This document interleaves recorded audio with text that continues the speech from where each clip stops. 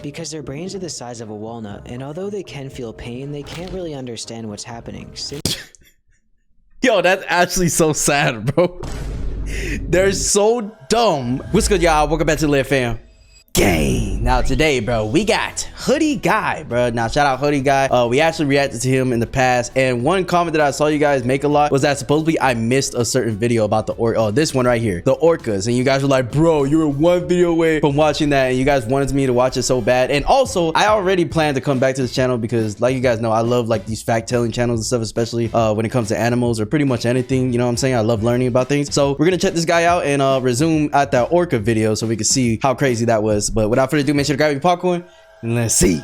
Also, if you haven't, make sure you go subscribe to Hoodie Guy. All right, first one, orcas are disturbing. Orcas are way more disturbing than you actually thought. Now, I do know that orcas do be on demon timing, bro, but let's learn about like exactly why. More disturbing than you actually thought, and are the most feared animal in the ocean. But yeah, I've heard about that. First off, orcas literally harvest sharks' livers. They'll target.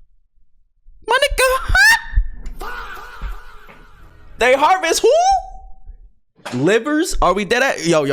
They not even going for the heart, nothing. They're going specifically for livers. Like, yeah, he's on demon time, bro. We got to get these motherfuckers out of here. Livers. They'll target great whites, learning to flip them upside down, activating something called tonic immobility, temporarily paralyzing them, then ripping out the shark's liver, eating it, and leaving them behind. But again, we got to get them out of here, bro. Nah, dead. This can't be in the sea, bro. Ain't no way these motherfuckers smart enough to know to turn these motherfuckers around, and they strong enough to do that. You know what I'm saying? And the shark just there like, okay, I'm gonna take it. You know, they probably think he's getting ready for some sexy time or nothing, bro.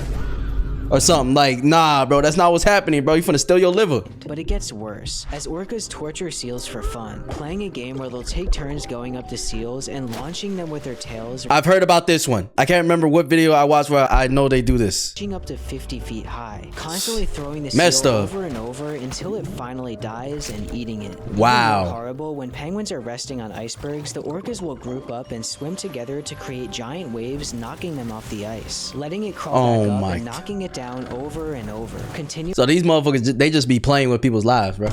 Like, they just be playing around like it's just a joke, bro. That's what makes them so dangerous. They not even just being regular prey. Nah, they preying and playing with you. What? Knocking it down over and over, continuing to practice this hunting tactic until they've had enough training and eating it. But the most brutal thing they do is chase down and harass mother whales with their children. No Since way. Since a threat, they use a tactic to tire them out instead, following the whales for hours until they get extreme. Bro, that's messed up, bro. Leave whales alone, bro. Like, what do whales be doing for real, chat? Like, are they even, you know, really dangerous like that? I don't be hearing too much stuff about whales. Exhausted. When the mother can't defend anymore, they'll take her baby and eat it alive in front of her. Oh, hell yeah. They got to get out of here, bro. They got to get out of here, bro. We got to pack them up. I ain't gonna lie, bro. We got to put them into a sardine box or something. Like, what the fuck going on, bro? They just literally torturing people in the... people. I mean, they probably will torture us next. I ain't gonna lie. I'm sure there's already some cases of that, but yeah, the animals under the sea, they're cooked, bro. You see one of these motherfuckers, it might be your last day on land, on sea, on earth. There's quite a reason they're called killer whales. Yeah, that is true, bro. At this point, shark looks more innocent than a 6-year-old. Yeah, I ain't gonna lie, bro. That shark, he definitely submitted, like didn't even fight back or nothing. And honestly, when you see these motherfuckers pull up on you, it's like if a gang just pulled up on you, you got no weapons, nothing on you. Like, what are you gonna do? Reasons you could be a witch? 9 crazy reasons you could be accused as a witch in the 1600s. If you... Oh, no, they ain't accusing me of nothing in the 1600s. I mean, I ain't even had rights, but I couldn't be accused of shit except being black. Happy Black History Month, by the way, to all the beautiful kings and queens. Attractive, getting lots of attention. They thought your looks might be used to manipulate people into witchcraft, killing you for it. If you were writing on a piece of paper and someone noticed you were left-handed, it was believed left-handed people had the devil's hand, ending your life. After if you mumbled under your breath while walking away, people thought you were cursing them with a spell, executing you. If you were too good at... I mean, that's not funny, but that's shit that literally went on, bro, with the whole witch trials and everything when that thing was going on.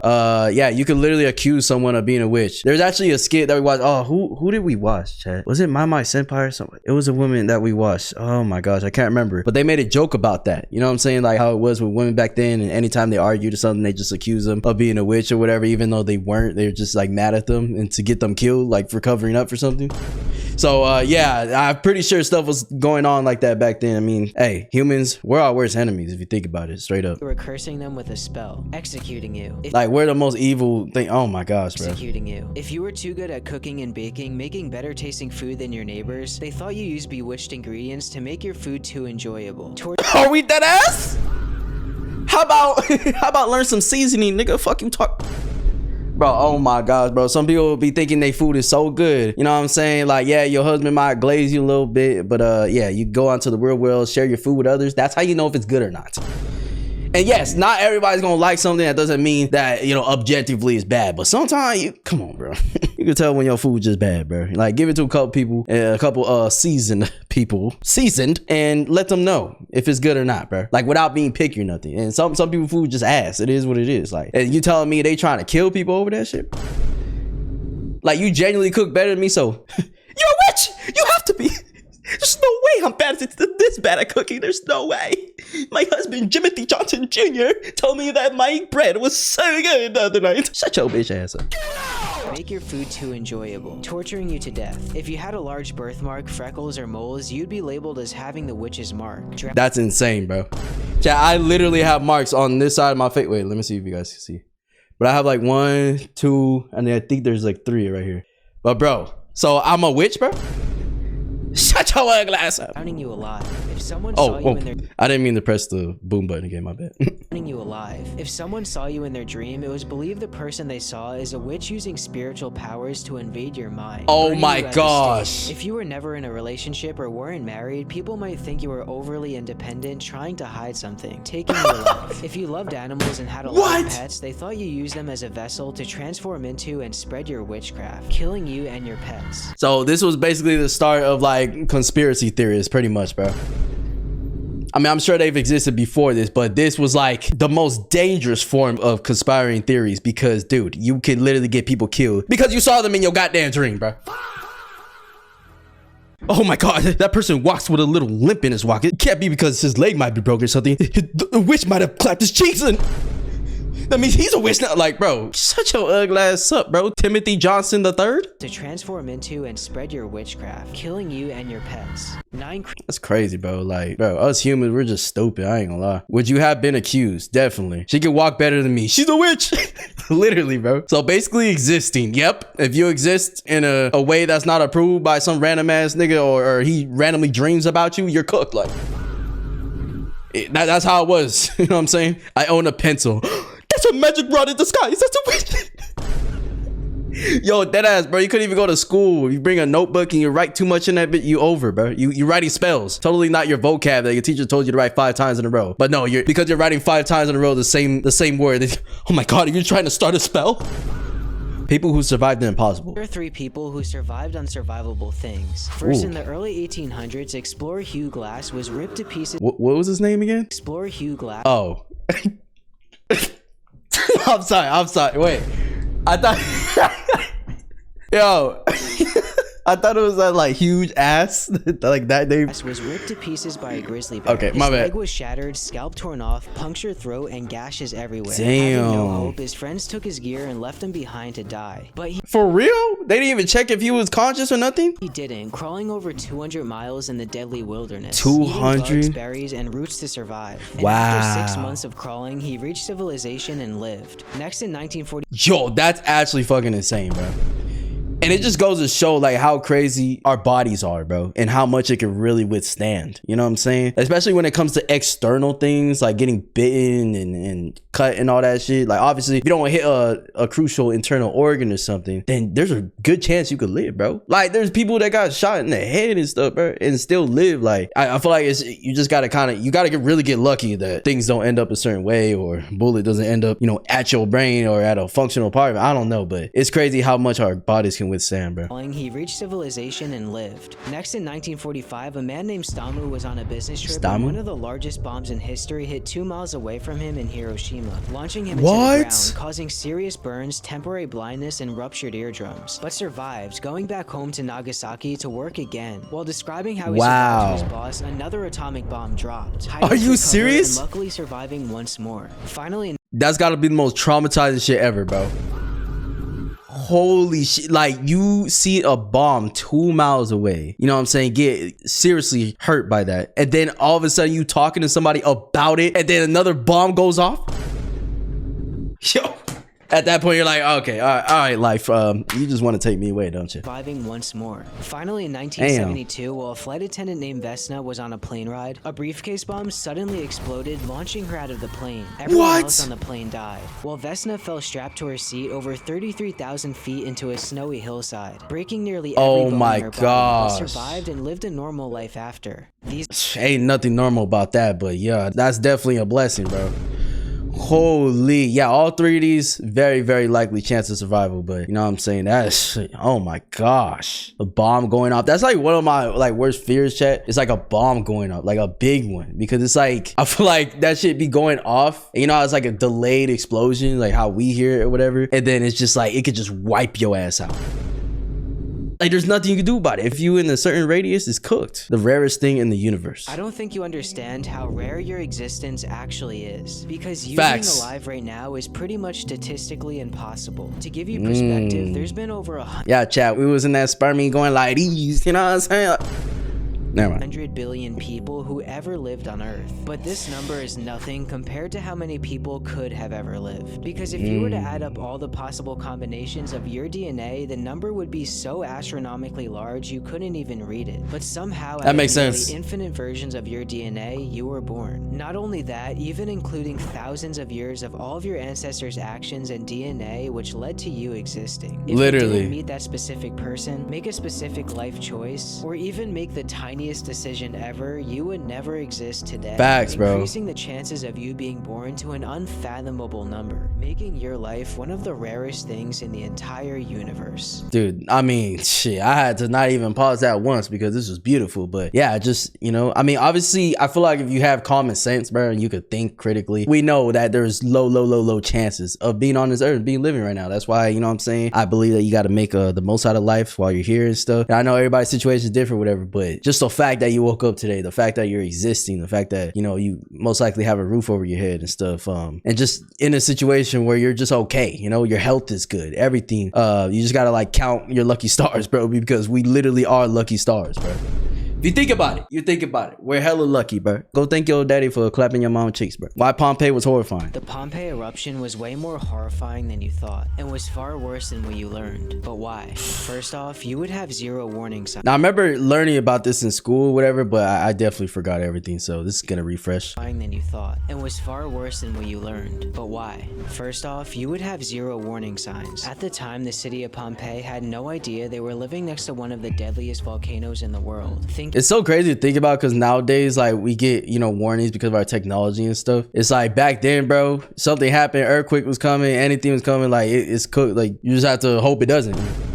You know what I'm saying? Or just live in an area where it doesn't really happen that often, but there's no warnings, nothing. In the world, thinking it was just a mountain, not realizing pressure was slowly building up inside over the past 700 years that lived there. And on a normal day in 79 AD, you would suddenly feel the ground violently shaking, followed by one of the loudest explosions in history, nearly blowing out your eardrums. Mount Vesuvius, that loud? Where smaller towns near the base of the volcano were instantly vaporized and killed by 900-degree God but damn. All in Pompeii, you wouldn't even realize what's about to happen. Looking in the sky, seeing a massive cloud of smoke and ash filling the air. But surprisingly, many didn't run, staying in the city thinking they were at a safe distance. When only anybody thought there is, I mean, to be fair though, they're probably just like, if I'm cooked, I'm cooked. Like, what were they realistically gonna do? They didn't have like cars or any fast transportation options, so it's like, what were they really gonna do to get away? But still, I mean, I still try though. Like, minutes later, everything would instantly go pitch black. Ash and smoke traveling hundreds of miles per hour coated the city in seconds. People were immediately blocked inside their homes, literally turning their houses into ovens. In only minutes, buildings collapsed and streets were covered in ash taller than you, making it impossible for you to run away in time. The sound of debris and ash was also extremely loud, like a constant hissing, making it extremely hard for you to communicate in the darkness. Within minutes, hundreds of people already suffocated. But it gets worse. If you still somehow survived, only a few hours later, a wave of superheated gas over 500 degrees swept the city at 100 miles per hour.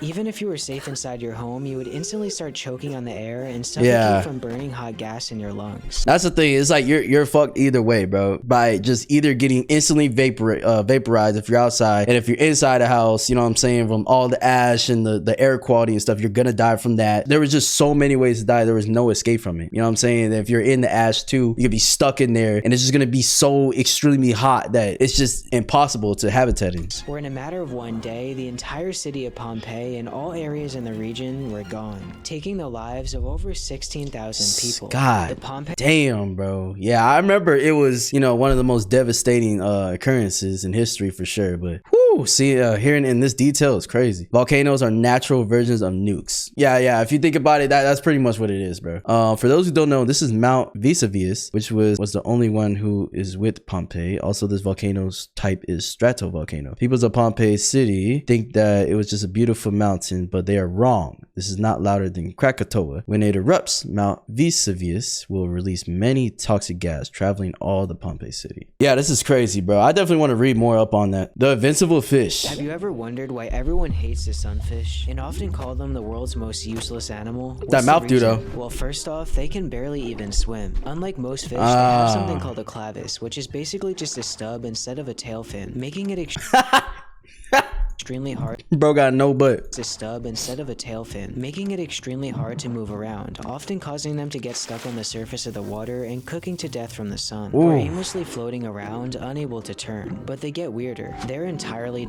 Yeah, I ain't gonna lie, bro. How did you get created like this, bro?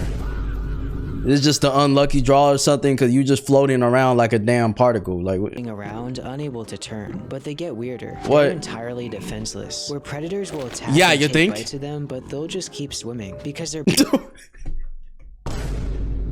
Bro's like, dude, I'm just over here trying to live life, bro. Like, you over here biting my shit. I'm gonna keep on going, bro. Just like Dory said, Finding Nemo, keep on swimming, keep on swimming, swimming. Bites of them, but they'll just keep swimming because their brains are the size of a walnut, and although they can feel pain, they can't really understand what's happening. Yo, that's actually so sad, bro. They're so dumb. They can feel pain, but not understand why the hell that feeling is even there. Like, so they can't even comprehend or react or do nothing, bro. Don't really understand what's happening, simply doing nothing about it. Not only that, but their bodies are bony and rubbery, where predators will usually just bite and spit them out because of how bad they taste.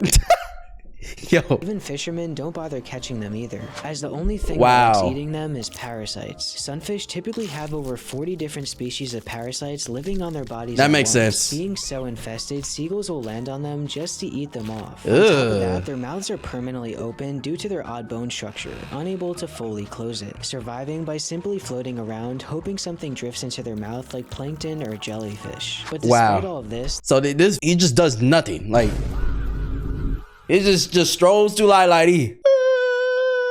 oh, somebody bit my ass. Like, bro, they've been around for over 45 million years, longer than humans, and outlived many other species. Oh, really? Simply by doing nothing. Hey, simplicity is key. Just like they say, that's a true fact, bro. By the way, sunfish can release 300 million eggs at once, so that's how they survive. God.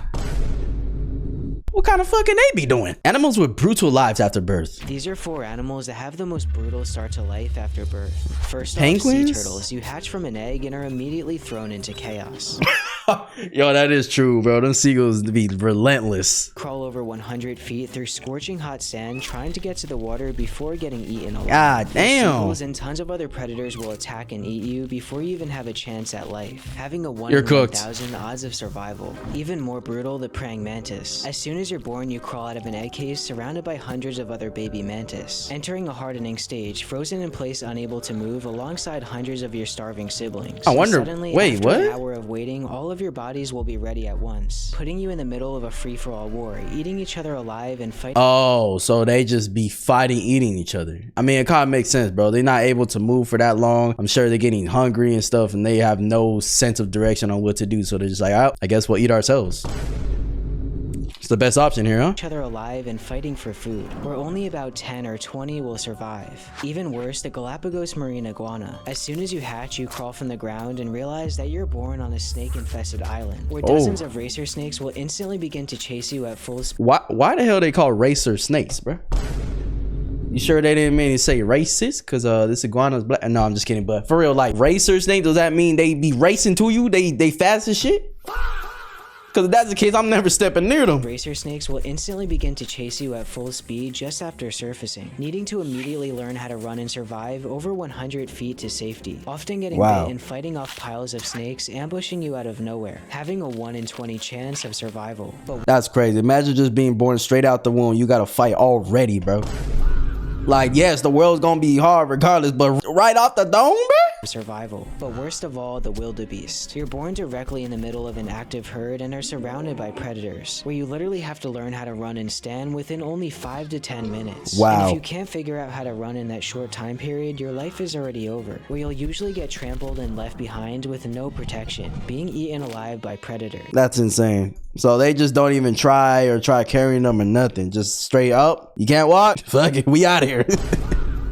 We ain't getting any. You are. Hey, we got more life to live. Like, goddamn. The deadliest tiger in history? Did you know about the most feared tiger in history that ate over 400 people? The one in Jungle Book, I already know. That ate over 400 people. In the early 400? 1900s Nepal, there was a singular tiger that would only hunt humans. It started with only a handful of victims at first. No over way. Time, it learned how humans worked and got better at attacking. It would target vulnerable people who were alone or defenseless during broad daylight. Oh, wow. So they was treating them like their prey, you know what I'm saying? Like animals and stuff, bro. Oh my gosh. Yeah, once you get over that fear of just the humans or whatever, like most of them kind of do, they kind of get spooked out or whatever. But this motherfucker, he was like, nah, I want it.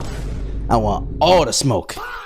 Yeah, we gotta stay away from this guy. Gather firewood midday and get eaten alive out of nowhere. It would claim about 1 to 2 victims every week, eventually resulting in a man-eater crisis in Nepal, where entire villages would evacuate when an attack happened nearby. Wow. People travel in large. Shit, I would. Yeah, as soon as I heard anything about this motherfucker coming to town, we out there, bitch. Hey, I'm traveling at least 100 miles away, bro. An attack happened nearby, made people travel in large groups only, and even have curfews, slaying over 200 victims in Nepal, until it fled to the neighboring country of India due to the military targeting it, continuing to hunt hundreds of more victims in the same exact way, causing widespread panic. People even began boarding up their houses and were too scared to go outside during the day. Shit, I'd be scared too. More victims in India, but everything would come to an end after famous hunter Jim Corbett would use a human corpse as bait, putting one final blow to the man-eating tiger in 1907. Yeah, I don't know how anybody didn't come up with that sooner, but yeah, that's, you know, pretty smart, laying out the bait and being able to take him out. A total of 436 confirmed fatalities. Did you know 400 humans, bro, at the hands of this beast? That's actually insane. Okay, I don't want dinosaurs anymore. If a normal tiger can be this smart, imagine the T-Rex. That's what I'm saying, bro. I always go back to that. You know what I'm saying? If tigers could be this vicious, even monkeys, like these animals that are not even super big and super scary or whatever. Well, the tiger is scary when it's angry. Like, it is scary. But I'm just talking about in relation to dinosaurs, bro. Like, we're talking about these big ass beasts. You know what I'm saying? Yeah, the T-Rex might have little arms, but that mouth ain't little. That body ain't little. Everything else ain't little, bro. You know what I'm saying? He gonna hear boom, boom, boom. Imagine that shit running full speed at your ass, bro. Like, anybody's cooked. It don't matter what tactics you have against that motherfucker. You could shoot it with all types of bullets and stuff. I'm sure that shit deflecting it. All right, chat, that's enough for Hoodie Guy for today, bro. I literally want to come back to the channel because this is so entertaining. I just didn't want to make the video too long for you guys. But shout out Hoodie Guy. Make sure you guys go subscribe. And yeah, chat, let me know what you guys think about these facts and stuff that we learned in this video. Let me know what else you guys want to react to, and I'll see you guys in the next one, man. Peace.